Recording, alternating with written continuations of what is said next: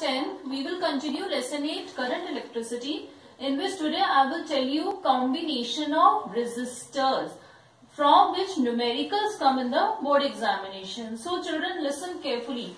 There are basically two combinations of resistors. How the resistors are combined together.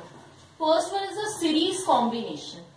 See children, I have drawn a diagram. These are the resistors R1, R2, R3. Suppose three resistors are connected, and you can see in the diagram how they connected. One after the other. One end of this R1 resistor is connected at this point, other end at the B point. Now resistor R2's first point is connected at B and the other end at C, which is the first point of R3. So one after the other. So this combination is called a series combination, in which the resistors are connected one after the other. This is the battery. Then we close the switch. The current starts flowing from positive terminal of the battery to the negative terminal. So it flows around all the resistors and come back. So this formula you have to learn.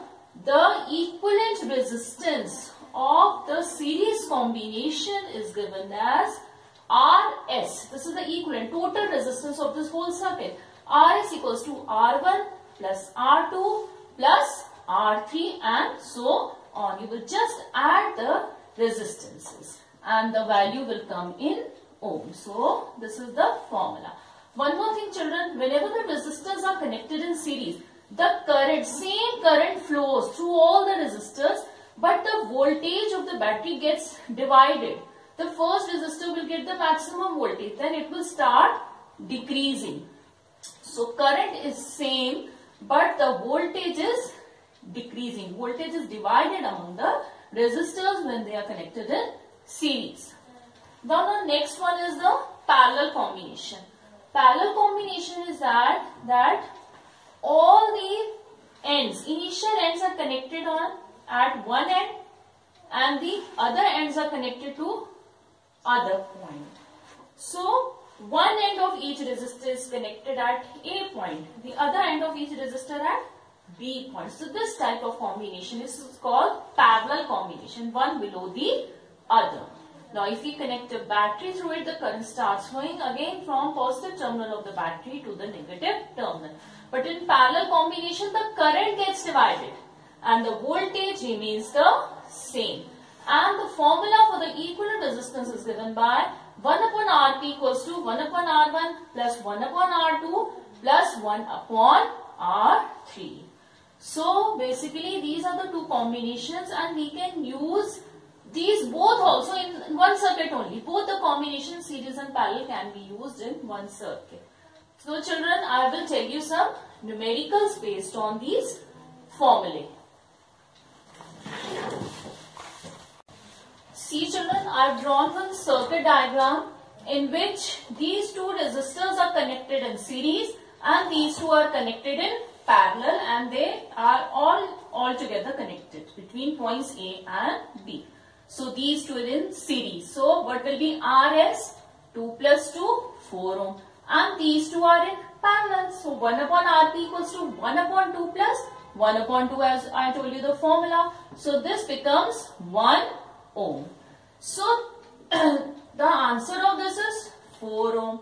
The answer of this is 1 ohm. And these two all become now in series. So the final resistance will be 4 plus 1 equals to 5 ohm. 5 ohm is the equivalent resistance between A and B points. Now see this circuit diagram. Now can you guess? See, these are the joints.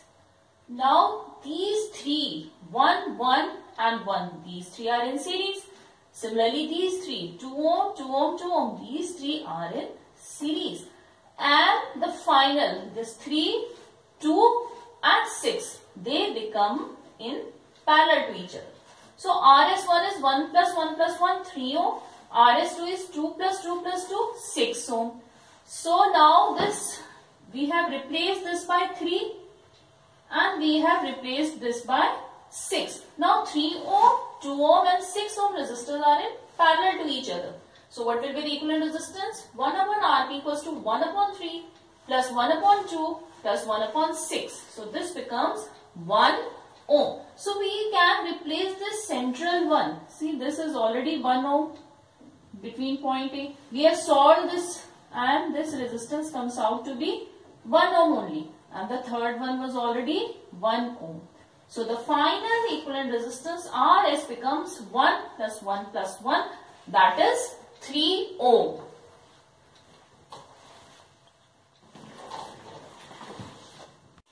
Now see the circuit diagram.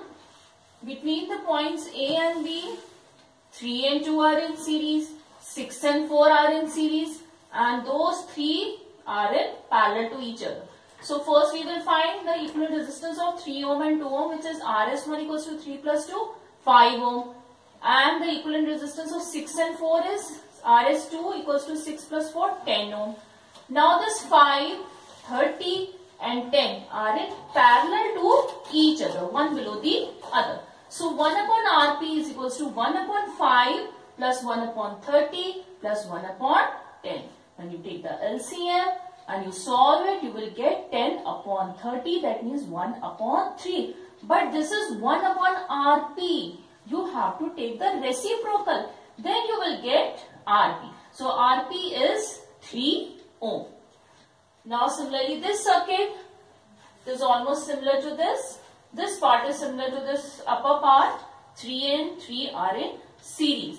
So Rs1 is 3 plus 3, 6 ohm. This 6 ohm is in parallel with this 3 ohm.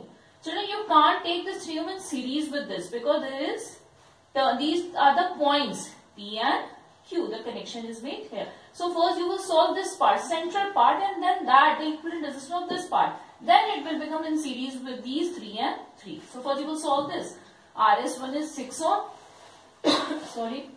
And 1 upon Rp is 1 upon 6 plus 1 upon 3, which becomes 1 upon 2. So Rp is reciprocal of it, that means 2 ohm. So we have solved the central part. The equivalent resistance, this is 2 ohm. So the final resistance Rs is 3 plus 2 plus 3, which is 9 ohm.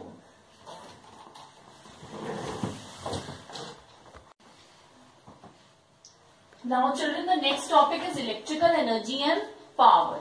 You know that energy exists in various forms like heat energy, sound energy, nuclear energy, electrical energy. So we will study electrical energy, which is the most useful form of energy.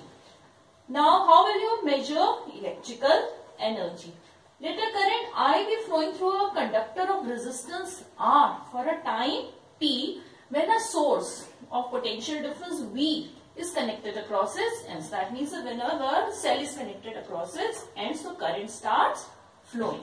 So due to the flow of current in time t, the amount of charge passed becomes Q equals to IT. Now by definition of potential difference, we know that the work needed to move a charge Q through a potential difference V is W equals to QV. So in place of Q, we can put I into T. So W becomes VIT. So this equation gives the electrical energy W. W is the work done, and you know work and energy are related to each other. So that is the electrical energy only. So this gives the electrical energy supplied by the source, that is battery or mains, in providing a current I for a time t under the potential difference V. Now we can obtain other formulae also, like by Ohm's law, and we know V equals to IR. So here in place of V, we will put IR. So W becomes IR into IT, that becomes I square RT. Or in place of I, we can use V upon R. So W becomes V into V upon R into T, that becomes V square upon RT. And the SI unit of electrical energy is always Joule. Whatever with the formula, the SI unit will be Joule only. So we obtain these formulae for electrical energy. W equals to QV, or W equals to VIT, or W equals to I square RT, or W equals to V square T upon R. Similarly, in electrical power, we know power is work upon time. So in this all formulae, we will divide by time, so we will get electric power. Like P is W upon T. That means VIT upon T becomes VI. Here also if we divide by T, it becomes I square R. And here also if we divide by T, it becomes V square upon R. So these are the formulae for the electrical commercial unit of electrical energy. We consume electrical energy and we pay the bill also. So, in which unit is the electrical energy measured? You know the SI unit of energy is joule. Suppose an electrical appliance we are using and it has a power P watt and it is used for T second. So how much electrical energy is consumed?